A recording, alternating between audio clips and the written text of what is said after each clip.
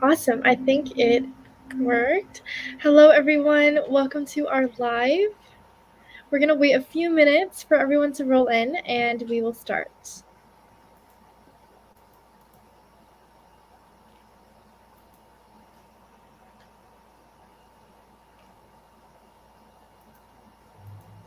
Hello, hello.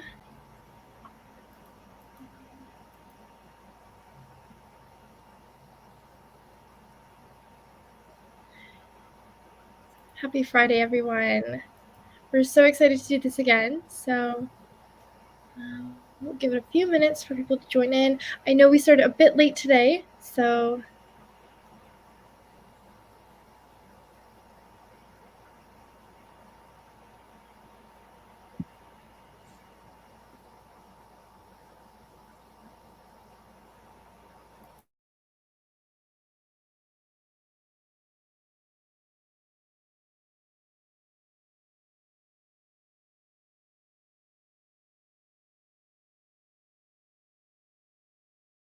awesome. Hi, Lilia. How are you? So happy Friday, everyone. Let us know if you have any weekend plans. It's a long weekend this week for a lot of people. Actually, hello, Michael. Hello, hello. How are you guys? We're so excited to be here today. Ray, hi, hello. Okay, awesome. All right. So let's just get started. Hello. Yes. Love and blessing to everyone. Same to you. Okay, awesome. So, hello everyone. Thank you so much for joining today to our speaker series. We are joined with a special guest and we will introduce to you very soon. If you're tuning in from last week's live, welcome back. For those of you who are new to our live, we are Wonsulting and we have a mission of turning underdogs into winners. We help those from non-target schools and backgrounds by getting them into their dream careers. And the speaker series that we host every Friday is for you to gain more insight on how you can further your job search journey. So today, specifically, we will be talking all about structuring coffee chats and networking calls. So stay tuned for Daniel's insights and feel free to ask us any questions. So now I'll hand it over to Daniel, if you can introduce yourself. Hey, thanks, Cindy. Thanks for having me in the Wonsulting crew. Shout out to y'all. Love what you do in helping underdogs turn into winners. So, yeah, a little bit about myself. My name's Daniel Che. I'm 27. I'm based in Los Angeles, California. Big fan of Al Pastor street tacos. I'm currently a revenue acceleration manager. I started the role, about 6 weeks ago. And if you're wondering what that title is, I have no idea either. I'm still figuring. I'm kidding. It's essentially in-house consulting and working on strategic projects, kind of strategy and operations, kind of per the chat. But yeah, I know we're big on salary transparency here, so I'll give you a range. I make anywhere from 132, I'm making this up, to 157. With roughly 4 years of experience, and that's largely in a strategy and operations capacity with a data analytics background. Some of the things that I was asked to kind of provide in terms of how I got to my respective field. So I went to Baylor University, which I would probably consider a non-target school, and majored in management information systems. Took a couple programming classes, and that was within the business school. So did that. So how did I get to where I am currently? I started out as a data analyst and spent about 2.5 years in data science and analytics. And a lot of the problems I started running into were strategy and operations related, things like operational efficiency, process improvement, program management. And I started taking notes and I said, this is really interesting. I like data, but I also like the operations side as well. And so that's kind of how I got to where I am currently. How did I kind of start working with Wonsulting? When I was doing the data science and analytics stuff, I started creating coding related educational content. Really cringe, but also who cares? I started on TikTok and LinkedIn, and I kind of identified the underlying why people want to learn how to code because they want to land lucrative tech jobs. And it didn't take me long to figure out that people really love taking advice from Wonsulting. And so kind of met Jonathan and Jerry, and the rest is kind of history. Awesome. That was great. So if any of you guys have any specific questions for Daniel, please leave it in the comments and send us some love. Welcome Daniel to this live. So send us some emojis in the chat and let us know that you're here and listening. Awesome. All right. So Daniel, let us know how you really started your journey. And I think you can get into maybe just talking about coffee chats and just kind of your one-on-one. Yeah, appreciate that, Cindy. It's a great question. So, like I mentioned in the post earlier today, just kind of the blurb about this LinkedIn session, um, networking chats are the lifeblood, I think, of careers, of interviews, and really at the core of networking chats are the value for relationships. And so, Cindy, maybe I can jump into how I landed my current role and that just being a very real time example of the value of coffee chats. Do you think that would be helpful? Yeah, of course. Go for it. Yeah. So after, about 3 years in my last role as an analytics manager within a strategy and ops capacity or organization, I started kind of writing down what I wanted in my next company. And I think this is probably one of the more underrated aspects of who do you go to? How do you even begin to generate a list of people to reach out to for networking chats? And I think that's maybe a separate conversation. The high level overview is figure out what you don't like, figure out more of what you're interested in, and really let your curiosity guide you. And so my curiosity at that point in my career was I wanted to work for a mission driven company, and one that really focused on impact and beyond just profit. And so I started reaching out to people on LinkedIn. I crafted an outreach template that I totally stole from Jerry and Jonathan. I can share it later in the chat or whatever, but more or less just personalizing my invites to 25 different people at the company that I was interested in, the one that I am currently working for. It's called Culture Amp. And yeah, just kind of like more or less like spam that outreach button, but it wasn't spammy obviously because it was personalized. And so out of those 25 or 30 connection requests, I think maybe like 5 to 7 reached back out. And all 5 to 7 of those people were open to coffee chats. And so over the span of maybe like 2.5 weeks, booked coffee chats, asked really great questions. They eventually invited me to apply for the current role that I have now. So it was literally like getting the job without applying. And I know that's frankly rare, but like honestly very accessible. And so over the course of those 2.5 weeks, they invited me to apply. The recruiter reached out and had a very standard, I think it was a 4-stage process. So recruiting screen, hiring manager interview, panel interview, and then sanity check interview with the chief of revenue.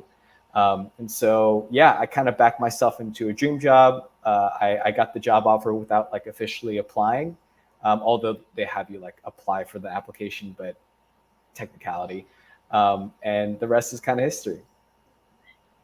Yeah, Daniel, that's awesome. Like, I think everyone can learn from that, just trying, if you never took the chance to actually, even reached out, you may have not gotten that job, even if you just applied online. So that really just shows that you never know. So you always just want to try to begin with. Awesome. Thank you. So, to everyone who's listening, leave us any questions you may have about coffee chats, networking, specifically maybe on LinkedIn. I think Daniel will be like so excited to answer any of the questions you may have. So we can incorporate both just our questions and yours. So leave them in the comments, and I will look through and try to answer all of the ones that I see. So, Daniel, I think one other question that we can kind of tackle is how do you prepare for these conversations? So when you actually, have that interview with them, and like what goes in your head, what goes like, before you prep, what is that process like? Yeah, that's a great question, Cindy.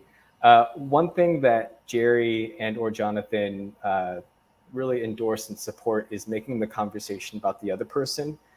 So just as an overarching value, these networking chats are, yes, like for you, but when you frame them as for the other person to add value to their day, to add value to their network, and just all like help validate the desire to like help other people. So that's kind of a secret tip that I'll throw out there is like people love helping people. And I would kind of frame networking chats as you're giving them kind of the opportunity to help you. Don't like take that too far, but I think that's a component of it.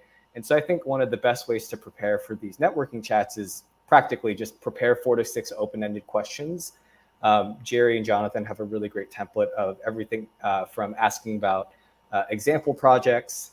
What are the other ones? What's kind of your day-to-day look like? What are the skills that you think are necessary for this role, this company, this industry? So have 4 to 6 questions queued up. I think another great way to prepare is kind of the small stuff of looking into the company's product releases, any recent company news that you can kind of chit chat with. The final tip that comes to mind, and this has come in handy a lot when talking about the business model and really just personal comprehension, is try to understand or at least know what the product and services of the company, and then the business model. Are they enterprise? Are they consumer facing? And really, that's just for you to ask more informed, intelligent questions. So if you can kind of prepare those 3 things, coffee chats are a bit of a dance. It's okay to stick to a script. You don't want to be too regimented, but yeah, it can kind of be off script sometimes, and that's okay. Yeah, great. Awesome. Okay, and we have a question here from Crystal. Thank you for your question. She asks, what are your go-to questions during networking chats? Great question, Crystal. And feel free to steal these because I stole them from Jerry and Jonathan. I may have created 1 or 2 original things, but also nothing new under the sun. I'll just read them out here. I have them in my notes. I love starting with, what was your journey leading up to kind of said current role? So obviously, if they're like an operations manager, you would say, leading up to your role as an operations manager. What do you like doing in your current day-to-day job? What are some of your primary challenges? What are some of the projects that you're currently working on? And what are your biggest career lessons so far? I personally love sitting on that. What are some of your primary challenges? Because 1, that gives you automatic insight into what the job may look like. 2, it shows empathy for the other person's work and what they're working on in their day-to-day. And 3, it's really like a clarifying like sanity check for yourself of identifying the challenges and are they frankly challenges that you want to work on? Great, thank you. All right, and then another question is here. When and who do you request a call chat with? Also a great question. I'm going to refer to my notes here. I'm going to be a bit off the cuff and like candid, just because ultimately we want to get jobs, right? We want to get through the interview process and have kind of an edge there, ethical edge. So what I have written here is loosely speaking, right? Like you want to target people who work a job that you want. It's okay to like reach out to someone aspirationally. I think the second type of person that I think of is a gatekeeper in the interview process. So whether that's a recruiter, hiring manager, ideally someone like high up that's like close to the interview process, like a VP would be great, but those can be quite uncommon. And then 3, I think this is a bit underrated, this type of person, but someone who can best speak to the culture and movement of the company / industry. So ideally, these people are tenured for more than a year. I'd say like best case scenario, more than a couple years. And the reason why these people are helpful is they can speak to kind of the history of the company, where it's headed, and kind of give you a more robust understanding of what you'd be getting yourself into. Yeah, thank you. And another question we have here from Mary. Typical duration of coffee chats. Thank you, Mary, for your question. This is a great question. I think the way I frame it, the shortest answer is I would say 20 to 40 minutes. I would venture to stay on the 20-minute end of the session. Reason being is like if we put on kind of our empathy caps, presumably these are people that have full-time jobs, right? And they're taking time out of their day to answer your questions. And so 20 minutes is I think just long enough where you're not going to get Zoom fatigue or video call fatigue, but you can kind of get through all your questions subsequently. Definitely, I definitely agree. I feel like you don't want to be sitting there for too long. You want to kind of read the Zoom call and try to figure that out while talking with that person. Awesome. So another question we have here is, how do you actually reach out to start with networking chats? Yeah, it's a great question. So I guess to kind of clarify, where do you start to reach out? I guess the intuitive answer is LinkedIn. I think LinkedIn's a great platform. Are we assuming, Cindy, that this is within LinkedIn, or are we like saying any other platform is kind of fair game? Yeah, I think we can assume maybe just like a LinkedIn example. Like if you were to reach out on LinkedIn, maybe just the like starts of it. Like how would you actually go about doing it? Like I guess maybe an example of how you would start another conversation, like a new person that you're reaching out to. How would you do that? Um, Yeah, it's a great question. So I'll get a bit mechanical here in terms of like exact. I'm a psycho. I know like the exact LinkedIn keystrokes of where I would start or how I've typically reached out to people. I love. So let's say I'm targeting someone at like targeting. That's a weird word. Let's say I'm wanting to talk to someone from Meta, right? So in LinkedIn, what's really helpful is that you're able to go to the People's tab and filter for company, industry. Well, actually, if you know the company, so I would start with company. I would highly recommend starting with your first degree connections, and that just means the people that you're directly connected to. If you're just starting out, it's likely you won't have those types of connections. So I would then move to second, and then third. I would then move to third connections, and so at that point, I would then start kind of opening profiles in new tabs and just like exploring their profile, and then you'll have the option once you view their profile to send them a message and or to connect. And so that's when you would send out that initial connection request. And huge tip here, like you never want to ask for a referral up front. That's like very spammy and like kind of a turn off both for me and I would say LinkedIn etiquette in general. So something along the lines of, and this is what Jonathan puts out there, but hey, my name is Daniel Che. I'm currently an analytics manager at this company. I noticed you're connected to kind of our second connection. Would love to kind of learn more about what you do, and in this case, it's like the social media industry. Would love to connect, and so you're able to then personalize the invite, and one of two things will happen. They will accept your connection request and just kind of leave the conversation open. At that point, feel free to ping them and say, hey, like, would love to connect for a coffee chat. Or they'll respond directly to the message and say, oh, I would love to help. How would you like to kind of move forward? And that's when you can kind of step in after that. Definitely. I hope that I've answered your question. And we have another great question here from Chriselle. How could you present yourself if you're joining a coffee chat but looking to make a transition either in a new industry or exploring a new position? How could you present yourself if you're joining coffee chat but looking to make? I'm kind of curious here, and I'm kind of conscious of like the back and forth. But if I'm going to a coffee chat wanting to learn more about a position, I think either way, I'm still trying to secure a job in a sense. So my approach doesn't necessarily change. Um, I think if anything, if I'm looking to make a transition into a new industry, it becomes increasingly important to ask kind of more tactical questions of, and put on that learner's hat of you don't know what you don't know, so you want to try to gather as much context as possible. But Chriselle, I'm a bit. If you could clarify, is there like a key difference that you're looking for in like normal coffee chats as opposed to transitioning, or yeah, Yeah, not quite well, sure. we can wait for her to see if she responds, and we'll definitely follow up, Chriselle, if you're able to answer. And then we have another question here. So maybe you can talk about best ways to keep up and keep in touch with the people that you connected with previously. Yeah, that's a good worthy thought. So the first thing that comes to mind is you want to be as like genuine as possible. I think the best networking interactions are when there's like genuine connection and interaction.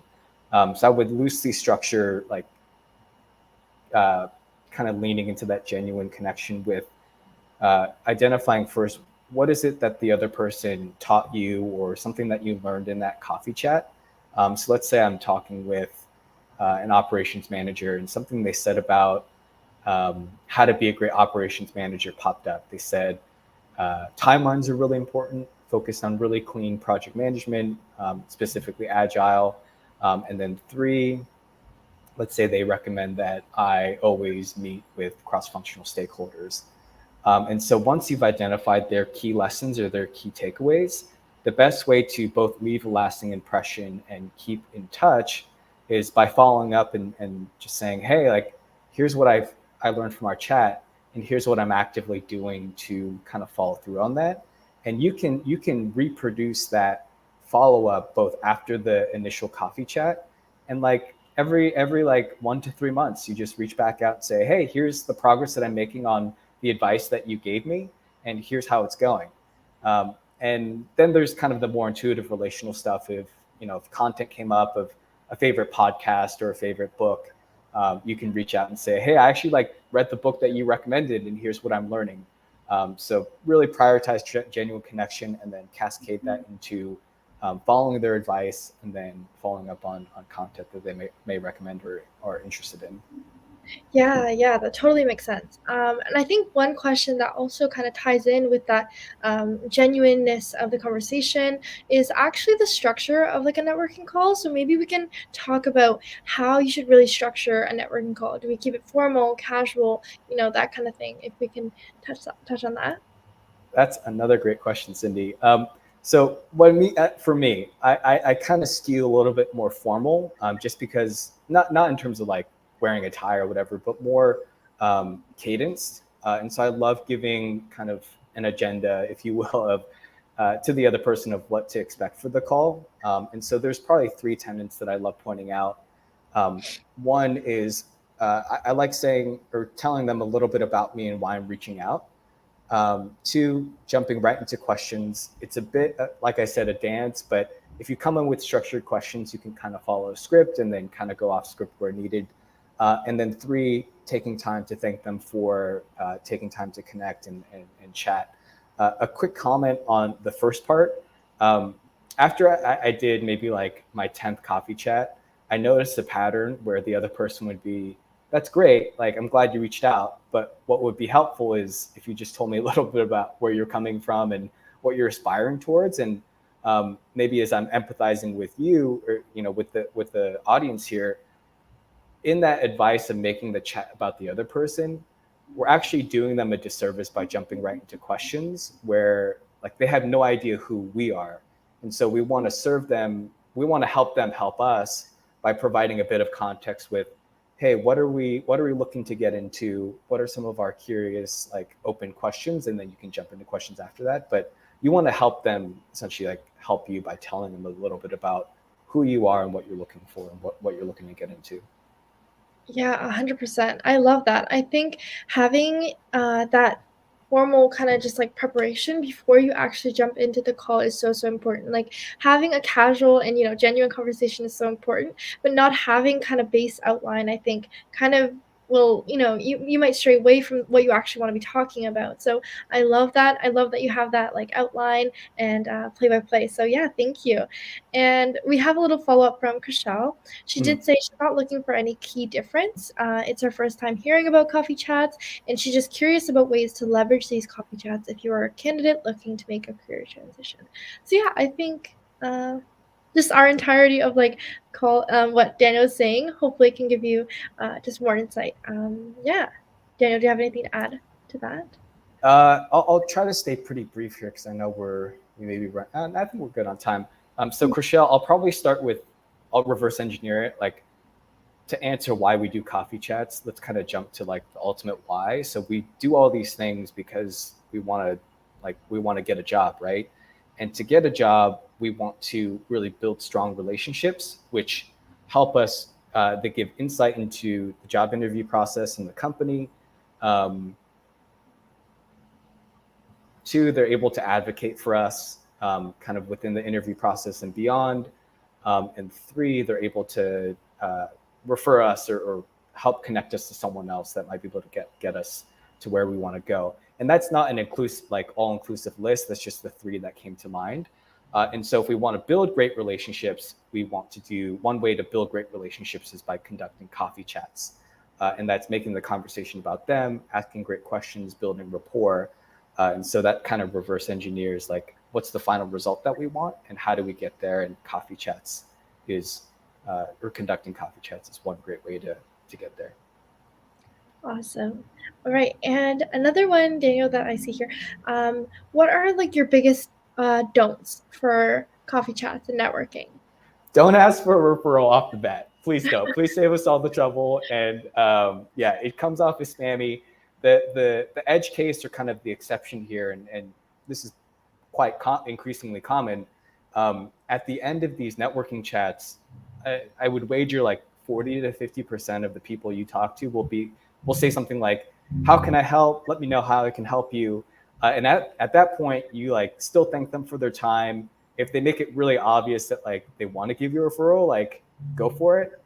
Most of the time, you want to follow up and kind of take them up on that offer to help them or to help you, and that's when you would send the message of like, hey, like, could I get this referral, or could you connect me to someone elsewhere?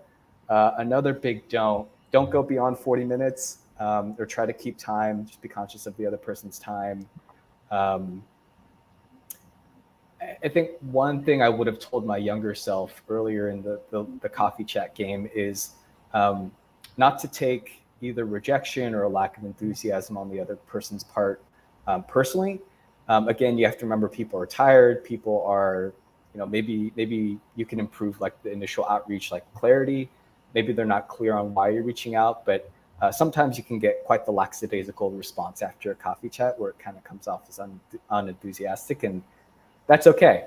Um, another big dump. Trying to think.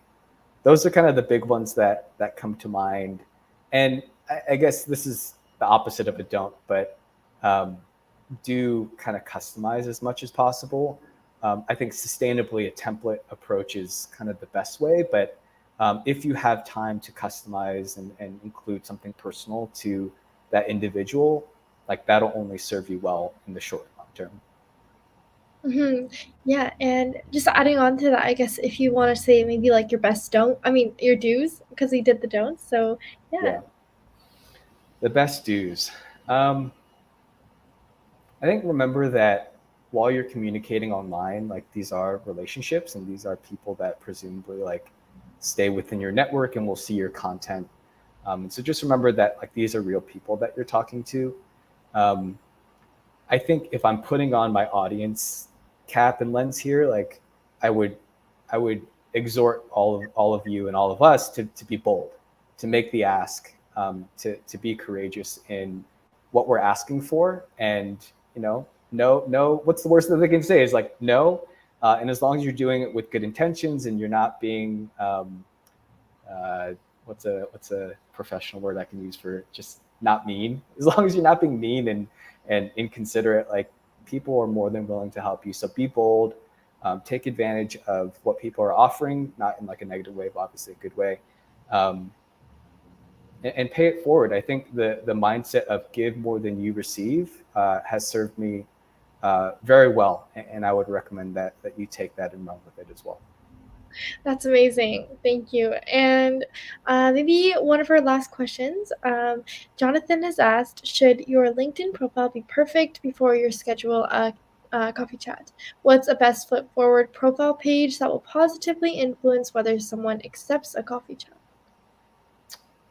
It's a great question. So the first thing that came to mind with a LinkedIn profile, and I'm sure there's more kind of data and I guess recommendations around this, but the optics are really important. So I think just even having a clear LinkedIn headshot goes a long way.